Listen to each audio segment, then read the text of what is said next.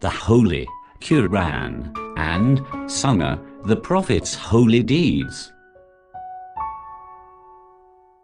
But the Prophet left among you the same which other prophets left among their peoples, because prophets do not leave them untended in dark, without a clear path and a standing ensign, namely the book of your Creator, clarifying its permissions and prohibitions, its obligations and discretions, its repealing injunctions and the repealed ones, its permissible matters and compulsory ones, its particulars and the general ones, its lessons and illustrations, its long and the short ones, its clear and obscure ones, detailing its abbreviations and clarifying its obscurities. In it there are some verses whose knowledge is obligatory, and others whose ignorance by the people is permissible. It also contains what appears to be obligatory according to the book, but its repeal is signified by the Prophet action, Sunnah, or that which appears compulsory according to the Prophet action, but the book allows not following it,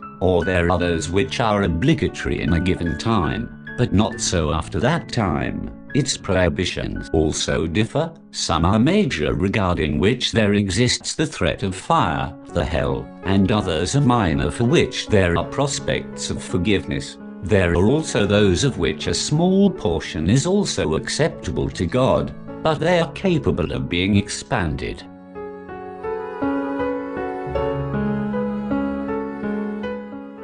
In this very sermon, he spoke about Hajj.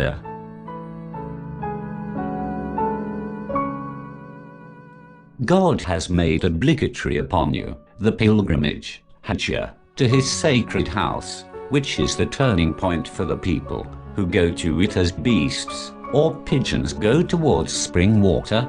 God the glorified made it a sign of their supplication before his greatness and their acknowledgement of his dignity. He selected from among his creation those who, on listening to his call, responded to it and testified his word.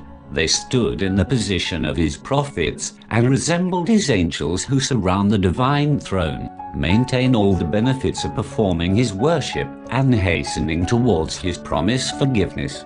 God the glorified made it his sacred house, an emblem for Islam and an object of respect for those who turn to it.